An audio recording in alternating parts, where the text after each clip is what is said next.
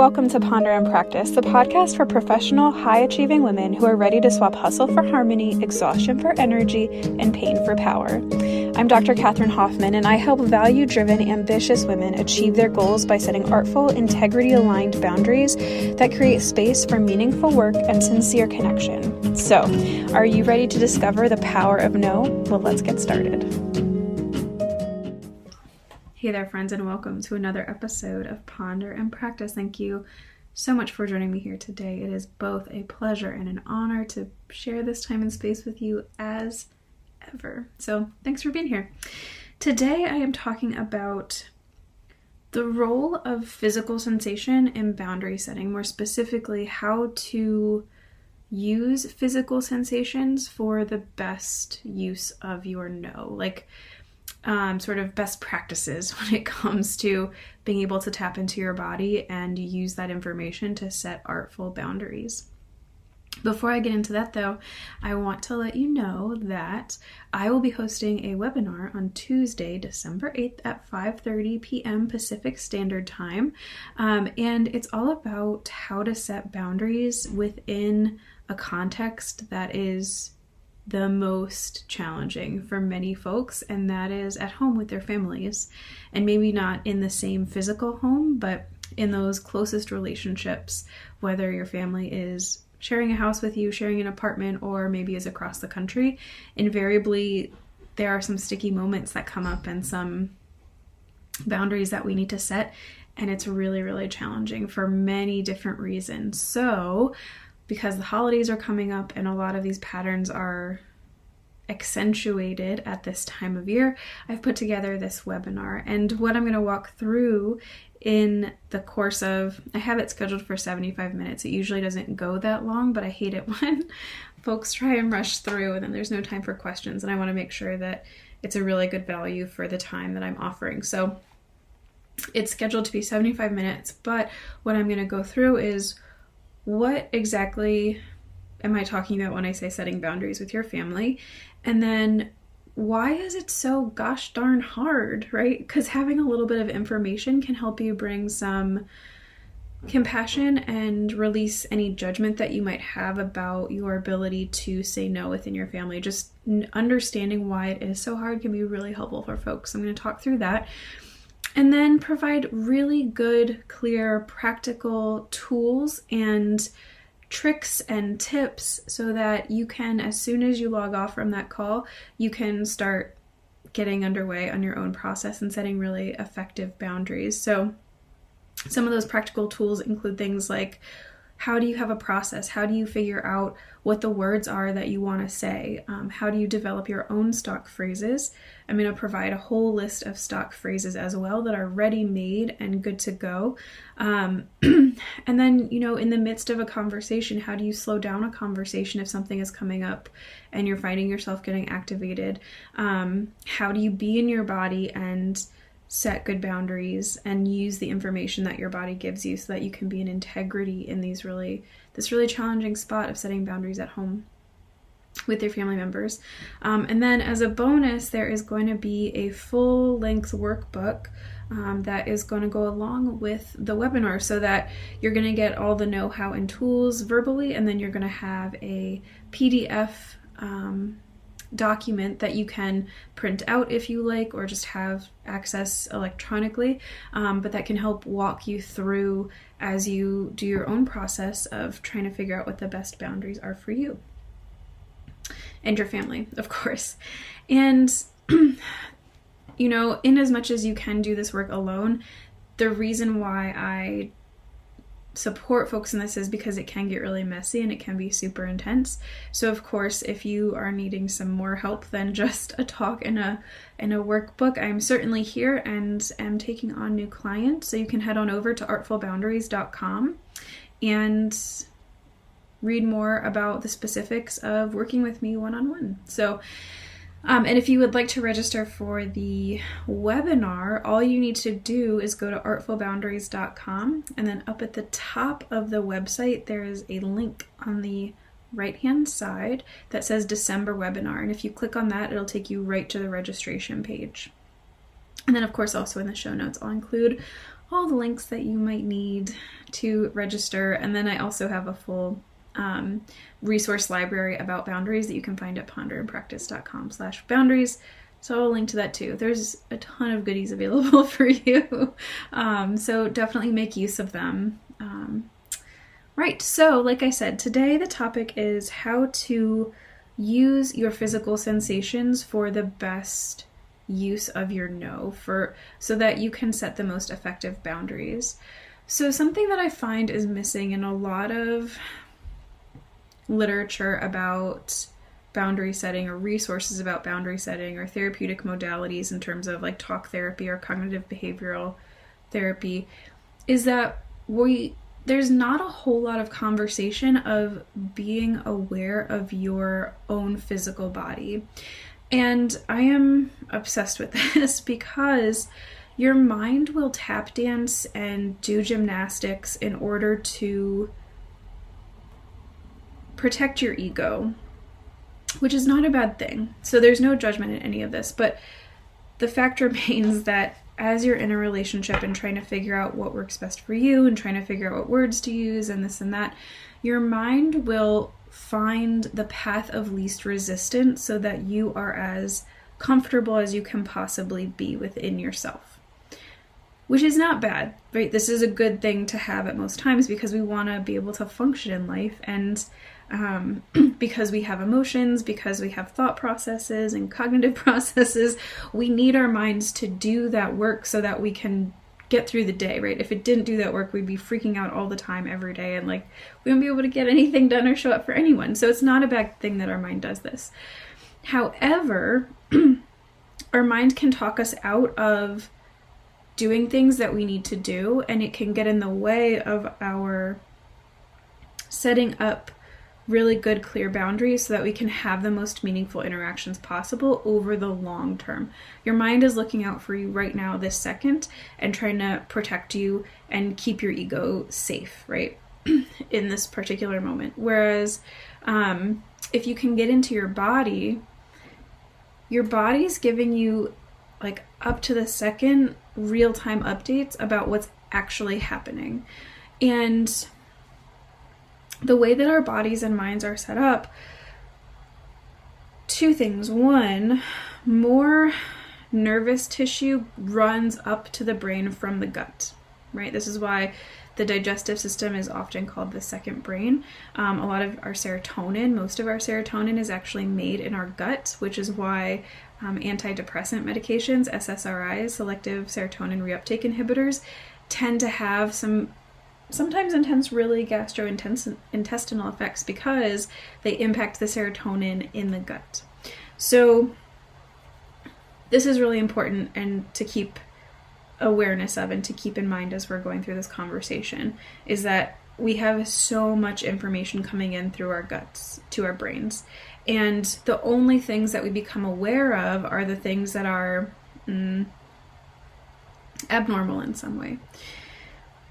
The second thing is that our bodies are designed such that we have both an electrochemical field that is generated by our heart and by our brain. And so that field interacts with the electromagnetic fields of everything around us. So the earth, certainly, and this is part of why being outside in nature is really good for us, is because it brings our own electromagnetic field back into balance, our own electrochemical field back into balance. But also with the people around us, they also have the same physiological setup. And so as we're moving through life and interacting with other folks, that overlay of different fields, electromagnetic fields, feeds back into our bodies, and our bodies pick up on that knowledge. They pick up on that information that's coming in. So you're getting both information from your gut, information from the inside, and you're also getting information from the outside. Now, all of this is happening below the conscious awareness that you have, right? You can, if you practice, be able to pinpoint these things and name them and talk through them and voice them, but you have to be able to be in your body and notice the sensations in your body before you can do that with any degree of effectiveness. And so when we're talking about setting artful boundaries, we're talking about this really critical interaction that happens when someone is in your space, physically or emotionally. I work with a lot of folks who are fairly sensitive in terms of their ability to pick up on what other folks are experiencing, regardless of physical space. I work with a lot of folks who are fairly empathic, and they just pick up on the emotions of the people around them. They pick up on those energies of the people around them. And so when we're talking about setting boundaries, we're talking about this interaction that's happening, and it's almost like a Venn diagram, right? So you have your own field, your own being, thought processes, emotions, physical makeup, and then there's someone else that you're interacting with who has the same things for themselves. And then if you can visualize these two circles overlaying, there's that piece where they meet and they interact with each other. And so your body tells you what's happening in that space where the interaction is happening. Your body tells you in real time, hey, what's going on here? This is why gut feelings are so important. And a lot of the work that I do with clients is helping them recognize, where have your gut feelings shown up in the past?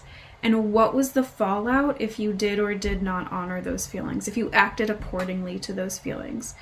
I can tell you from my own experience, whenever I don't honor a gut feeling where I'm in a situation or something comes up and my gut says absolutely not, whenever I don't honor that and I just go do the thing anyway, it never turns out well. It never does. Usually things will even out, and I'm at a place now where I can catch it more quickly, and so I have far fewer of those moments where I'm like, ooh, shouldn't have done that, because I pick up on the feelings of my body and I can say, oh, right, okay, like let me honor this and act accordingly, because I know that this way of knowing never steers me wrong. For women in particular, this can be really challenging.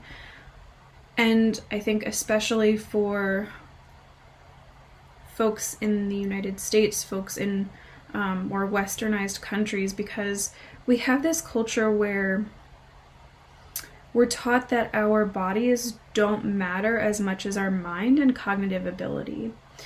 And so we don't pay attention to it until something goes wrong. Or we pay attention to it in that, oh yeah, I'm supposed to eat right and exercise because it's good for my body, it's good for my physical health. But we're not really taught, we don't really practice, what information is my body giving me and how do I use that information effectively? And this is, I'm going to walk you through 5 different points to start to pay attention to your body and notice what information you're getting. And also, this is something that can be really challenging. One, because of the values, right? We assign a much higher value to our cognitive ability than our physical being, and we assign more value to, quote, productivity than we do to, existing and feeling and sensation. And also, when we do emphasize sensation in our culture, it tends to be out of balance in a lot of ways. So, we have a food system that emphasizes foods that are highly addictive, that overrun our body's natural ability to signal us and keep us apprised of things like satiety and hunger. And especially in the United States, our view of sexuality and physical pleasure and physical sensation is way out of whack, because we're not supposed to want to have sex, especially as women. We're not supposed to be engaged in that process. And also, our culture is really hypersexualized in many ways. So it's very complicated why folks have trouble being in touch with their bodies and picking up the signals. And of course, overlaid with the broad cultural context is whatever your unique family culture is. If you were raised with a religious background, if you have a history of trauma and physical trauma, sexual trauma, any of these things. And so it can be a downright mess. All of which I say to really emphasize the fact that I am sensitive to this, and in as much as I have 5 places for you to pay attention to the sensations that your body gives you, it's not always quite so simple. And so I encourage you, as you take this practice on and as you put time and attention and energy into it, have grace with yourself. Have as much compassion with yourself as you possibly can. If there's a decision point that comes up, or if there's a boundary situation that comes up and you maybe don't say the best thing or do the best thing for your own interest and the interest of everyone around you, it's okay. If you go back and notice, oh shoot, I had that gut sensation, I know that gut sensation, and I still didn't pay attention to it. It's okay. It's a practice, right? This isn't something that's going to happen overnight. Really, truly, this does take weeks, months, even years of practice. And it's a lifetime learning, really. So all of that to say that have grace and compassion with yourself as you're learning to do this. And as you're diving in, if you're noticing, oh gosh, I'm struggling with this aspect of it, it's okay to reach out for help. That's why folks like me exist. That's why folks like therapists exist, and integrative medical providers, and whatever it is. And certainly getting one-to-one help and specialized help for any trauma that you recognize is so important. I did an episode with Eliane Rosenbaum over the summer, and she talked to us about EMDR. And so if you are curious more about trauma and recovery from trauma, that is a really good episode to go back and check out. But when it comes to boundaries, right, how do you start to get in touch, and how do you use your sensations for the best quality no? There are, like I said, 5 primary touch points when it comes to the importance of being aware of what's happening in your body and using that information and translating it out into the world. And, well, so I'm just going to walk you through these today, and I'll probably come back around and flesh out other aspects of this as we go, because it is a really complicated place to be. But the point is that the first step is to become familiar with the sensations of your body in different situations and contexts. Because as you do this work, and as you notice, oh, hey, my gut sensation when something isn't a good idea is that I feel like really tense and like I have an upset stomach, or I get nauseous, or whatever it is. As you can notice these signals that your body gives you and bring them up, because like I said, this is all happening below your conscious awareness, but if you can notice them, notice what's happening in your body and pair that with the context in which it's happening, you can start to build an awareness that is conscious, that you can then make choices, informed choices about what behaviors to follow through with, what words to say, how to set a really beautiful and artful container of boundaries for yourself for the most meaningful interactions possible with the people around you, whether that's at home or at work, or somewhere else. So the first place is when you're calm. What does your body feel like when you're calm, when you're at ease, when you feel relaxed, when you know that you're safe, when you're in a space that is well contained? What does that feel like? And notice that. And what I recommend to folks who are new to this is having a timer that goes off, or a reminder that goes off at different times throughout the day. So maybe having anywhere between 3 and 5 different timers at different points in your day. And I like folks to label it on their phone if they say, what are the sensations right now? And that timer goes off and you see it, and you can check in with your body and see, oh, what am I feeling right now? So a good time to see how you feel when you're calm is maybe, in the places where you're most at ease. So maybe it's before bed, maybe it's before you wake up in the morning, maybe it's in the evening when you're having dinner with your family, maybe it's in the car to run errands when you're by yourself, maybe it's on a walk when you're by yourself, maybe it's on a walk with a friend, who knows, whatever that place is. Notice what it feels like in your body to just be calm, at ease, and relaxed. The next thing to pay attention to is, what does it feel like when you're emotionally activated? This is really important for boundary setting because, especially in these cases where maybe you're trying to set a boundary with a family member, with a parent, even with your kids, you're trying to create a space, but emotions are really intense and there's a lot of pressure in that situation and a lot of risk for disrupting really well-worn interpersonal patterns. You got to know when to walk away to be as effective as you possibly can. And so when you're emotionally activated, when you feel your anger coming up, when you feel anxiety rising, when you feel that stress or pressure that feels really intense, when you start to feel resentful, when you notice that you're feeling really insecure, these are important sensations to note. And honestly, these can, I just named a whole slew of emotions that go along with escalating, negatively escalating interactions. And these can all have very different physical sensations. There are probably some similarities in them. So probably there's some sense of constriction somewhere in your body. There's some sense of tension somewhere in your body. But noticing what is the actual physical sensation that happens when I'm negatively emotionally activated is super helpful. Because then if you're trying to set a boundary and create a container for meaningful interaction with someone and really strengthen a relationship, being able to say, I'm really activated right now, I am not in a good place to talk about this, let's put a pin in it and come back later, that is an invaluable skill. Many folks don't have it. Many folks who have it sometimes don't always have it. And all of us fall short at one time or another. So pay attention to that. Notice, and you can even do a journaling exercise and reflect when I have not been at my best, when I have been super angry, really resentful, like not behaving in my best way, how has that felt in my body? And consider that and think through it. And then as it happens, you kind of plant this seed, and in your subconscious, when it happens again, when it happens in the future, you'll have a little flag that will go up that says, oh, hey, this is happening right now. Let me check in with my body.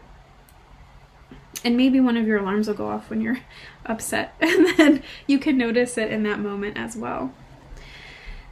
The next thing is to notice what happens in your body when someone crosses a boundary that you have set. What's the sensation when someone says something to you that is frankly disrespectful, that you know is a boundary that you have?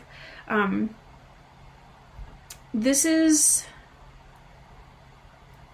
hopefully self-evident why this matters, because if you can identify what that feels like when someone crosses a boundary that you know that you have, that then spills over into this fourth area, which is, what does it feel like when someone crosses a boundary that you didn't realize that you had?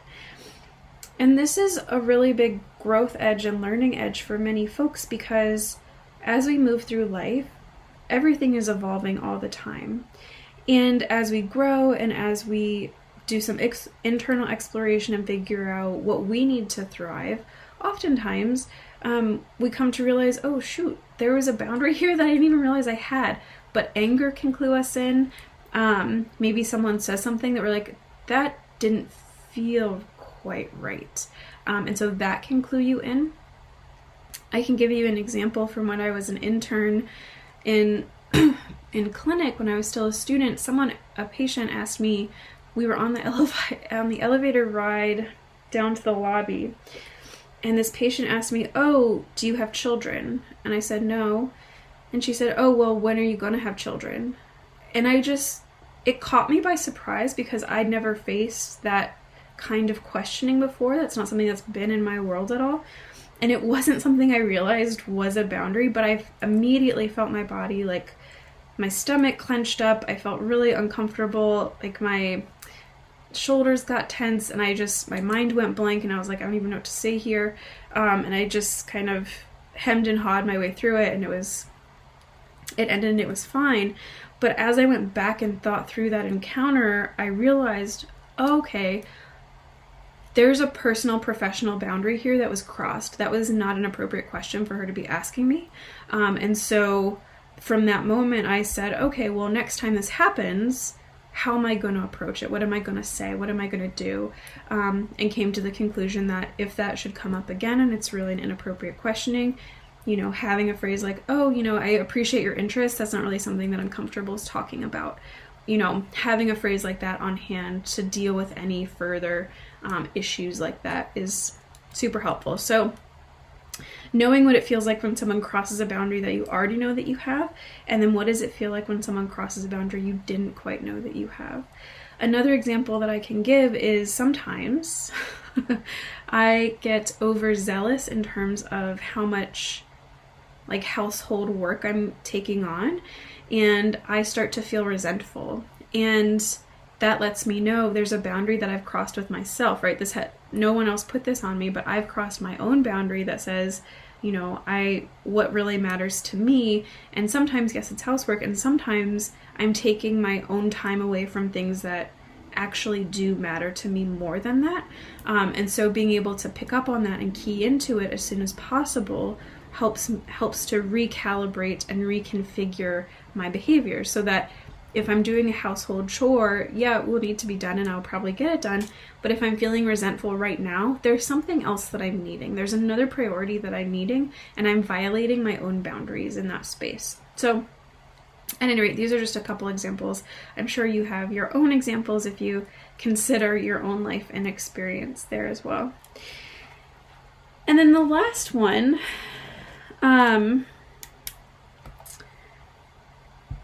this is what you're aspiring towards, right? And some of us have this feeling more often than others, and maybe you've never really felt this way. And so it's still worth considering, and it's still worth thinking through a little bit and noticing, should it come up, right? So maybe you think that, oh, you've never felt this way before, but maybe you actually do. You just haven't paid attention to it yet, and you're not quite sure in what context this happens.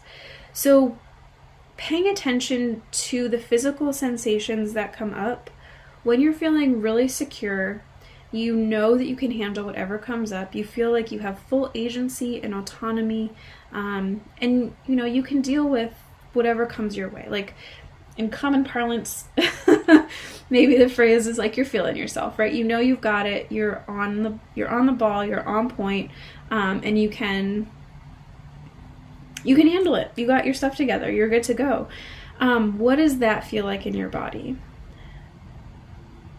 This is something that, this is the point of being able to set good boundaries, right? This is what I'm talking about when I say I help people get really comfortable within their boundaries, because this feeling, this sensation of being at ease in the world and knowing that, yeah, you're good. You got it handled. You can say what you need to say. You have the words that you need to have. You're good to go, right? This is what I'm helping folks work towards. And if you can call that feeling up, I did another episode on this called Visceral Visualization, but this is, if you can call that feeling up, you can start to act in ways that are congruent with that feeling, which means, and you can go back and listen to the episode on visceral visualization, but essentially what that means is that under your conscious awareness, your body is going to start giving you the behaviors, giving you the thought processes, pulling out observations in your environment that support that way of feeling. So notice, one, if you think that you've never felt that way, maybe that's true and maybe it's not, and pay attention throughout your days and your physical sensations and what emotions and what states those correlate with.